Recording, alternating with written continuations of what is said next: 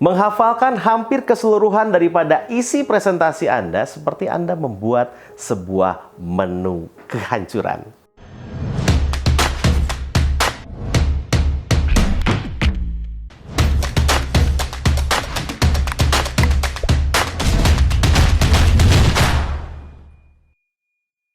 Ya, memang sebagian besar mengatakan bahwa saya mampu kok untuk melakukan dengan menghafalkan hampir seluruh daripada presentasi saya, dan sebagian lagi yang mengatakan saya mampu kok menghafalkan keseluruhan bahkan dari isi presentasi saya. Ya, dan memang di sisi lain tentunya Anda tetap akan mengalami yang disebut dengan kecemasan.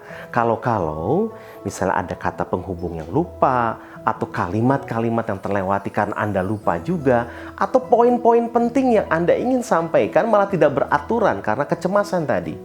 Dan menurut saya, tentunya ini akan mempengaruhi bagaimana akan berpenampilan di depan publik nantinya. Nah, presentasi menurut saya adalah seperti sebuah pak kartu yang disusun dengan sebuah konstruksi tertentu, dan kemudian hanya butuh satu kartu saja yang lemah, kemudian akan meruntuhkan semua konstruksi tersebut. Nah, sama seperti sebuah presentasi. Ketika Anda sudah mempersiapkan begitu hebatnya dengan menghafalkan, dan ketika itu Anda menyampaikan, Anda lupa satu kalimat saja, atau bahkan mungkin hanya kata penghubung saja, dan kemudian itu akan merubah keseluruhan daripada kualitas penampilan Anda ketika menyampaikan presentasi di depan publik. Berarti kalau begitu, tidak boleh dihafalkan dong. Bukan tidak boleh dihafalkan tentunya, tapi bagaimana yang perlu kita lakukan. Yaitu yang perlu kita lakukan hanya menghafalkan 3 baris opening dan 3 baris closing.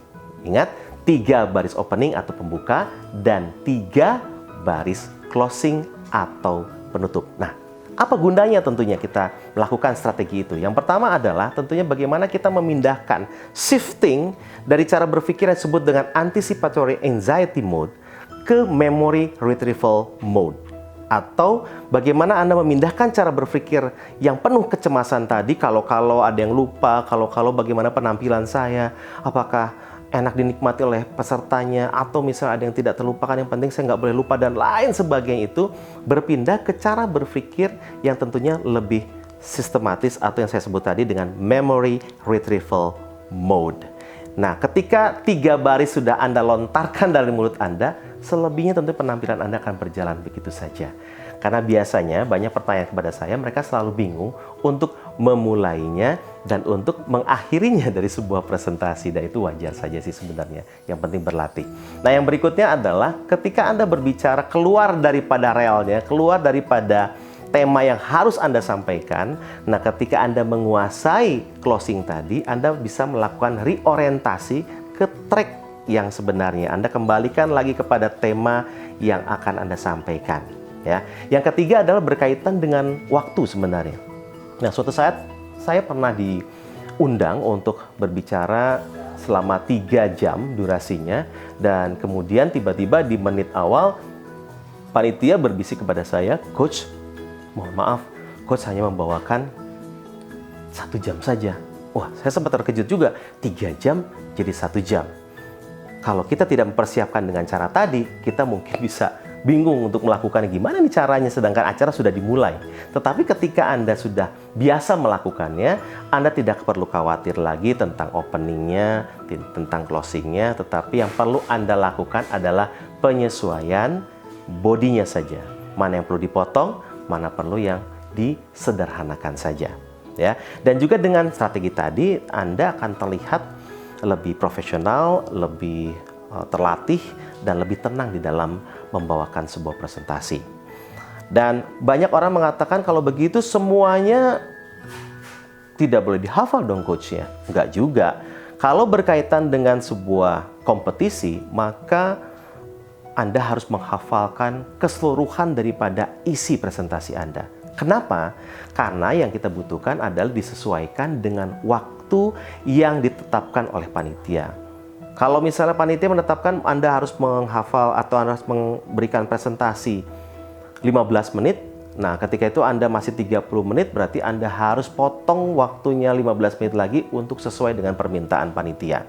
Jadi Anda dengan tim Anda akan berlatih lagi, masih panjang, potong lagi, masih panjang, potong lagi, masih panjang, potong, sampai dengan durasi sesuai dengan aturan yang diberikan oleh panitia.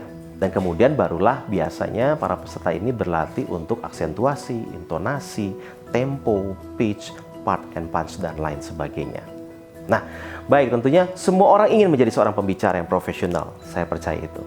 Tapi tentunya apakah Anda mau menukarkan waktu Anda untuk waktu berlatih dan berlatih. Good practice make perfect. Dengan berlatih terus seperti itu, tentunya Anda tidak usah khawatir, karena seiring dengan waktu tadi, dengan sendirinya tumbuh menjadi seorang pembicara yang lebih baik lagi dan lebih memorable. Dan yang perlu Anda lakukan adalah komitmen pada diri sendiri untuk memulai langkah baru menjadi seorang pembicara yang luar biasa.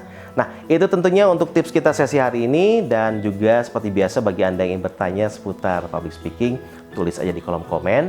Dan juga apabila apa yang saya sampaikan ini memberikan manfaat untuk Anda dan juga keluarga Anda, tentu di like ya. Dan jangan lupa juga di-share ke teman-teman yang membutuhkan tips-tips dari saya ini. Dan juga bagi Anda yang ingin menerima terus video-video saya, jangan lupa untuk subscribe dan juga bunyikan loncengnya. Seorang pembicara yang profesional adalah pembicara yang menjadi dirinya sendiri, hanya lebih baik.